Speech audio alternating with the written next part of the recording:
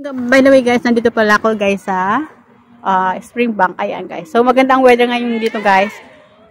Magandang weather ngayon. Maaraw. At nasa 7 degree lang. Ang lamig ngayon. Okay. Kaya medyo maraming mga bata guys sa likod ko. Ayan. Springbank as usual. Kasi ito yung park na malapit lang sa area ko guys.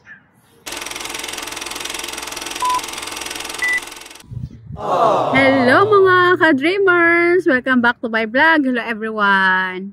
For today's video guys, share ko lang sa inyo kung bakit marami pong mga immigrant ang umaalis dito sa Canada. Okay, ano kaya mga reason guys kung bakit sila umaalis dito sa Canada? Ang una guys, na reason nila kung bakit umalis sila dito sa Canada ay super mahal ang bahay. Mahal po talaga ang bahay dito kung kayo po ay magre-rent. Kaya siguro yung mga iba ay nag-iisip sila na sa ibang bansa na lang sila pumunta na mas mura ang cost of living. Talaga guys, na mas mataas talaga ang cost of living dito. Okay? Kung sa foods ay okay lang. Caring natin yung budget sa foods. Pero pagdating sa renta, yan po talaga ang pinaka mabigat sa bulsa. Malaki talaga guys ang bayad sa bahay. So talagang butas ang bulsa. Lalo na kung mga minimum wage ay yan po ang isang reason kung bakit umalis sila dito sa Canada. Yung bahay. And then, ano pa po kaya ibang mga reasons? Siguro guys, yung weather. Umaalis sila kasi gusto nila sa ibang bansa na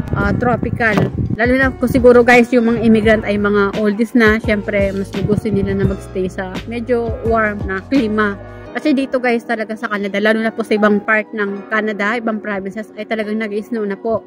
Bumabagyo na ng snow. Dito guys, nakita mo dito sa area ko ay wala talagang snow. Okay, nag-snow dito one time lang and then wala na, hindi na po nasundan. By next month siguro ay tuloy-tuloy na po yung snow kasi talagang negative na yung weather dito sa Canada, dito sa London, Ontario. Ayan ang nakikita ko guys na mga reason kung bakit sila umalis sa Canada. Tapos yung karamihan guys na mahirap na makakuha ng mga rentahan. Karamihan sa mga student dito guys ay nagbabago yung isip nila kasi nga nag-shortage ng paupahan dito sa Canada. Lalo na mga maraming Indians dito na napunta dito sa Canada, mga Pilipino, maraming ibang lahi. Nahihirapan silang maghanap ng maupahan nila. Marami. Kaya yan din na mga inaano nila na umalis na lang sila dito sa Canada kasi nga nahihirapan sila sa titirhan. Kasi kung sa health naman guys, maganda yung ng government dito libre dito guys wala kang gagastusin na malaking pere. Sa pagkain, affordable naman guys. Yun ang naisip ko guys na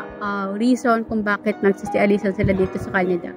Number 1 talaga guys yung bahay. Kaya mahal ang bahay. Saan wala na maupahan kasi nga sa daming mga international student, maraming mga foreign worker dito sa Canada na nagkaka-shortage na sila sa mga paupahan. Kaya ngayon ang ginagawin ng Canada ay magbibuild nila ng maraming bahay para mapunan pagkakaroon ng shortage sa bahay. So, yun lang guys. Kasi yung buhay naman dito sa Canada ay napaka tahimik.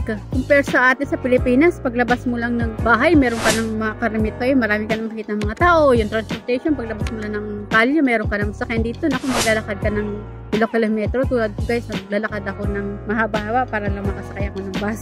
Siguro, ang walking time ko talaga guys ay 30 minutes every off ko. So, sa isang araw ay nagkukonsume ako ng 1 hour walking para lang ma-reach ko yung bus station.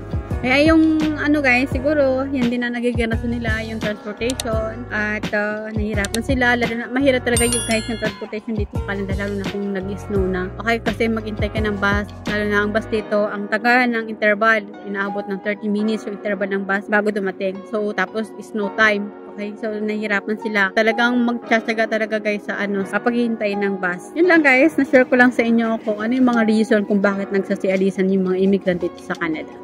Okay, so depende na lang sa area nyo. Depende nyo sa bahay. Kung meron malapit na mga grocery ay walang problema. Yun ang reason kung bakit nagsisialisan dito yung mga immigrant dito sa Canada. So, yun guys. So, guys, if you find my video helpful, please pakisubscribe naman po and do like and share na rin po kung nagustuhan nyo po yung mga video ko guys. Pakiclick naman po yung bell notification para ma-notify po kayo sa bago kong video. So, yun guys.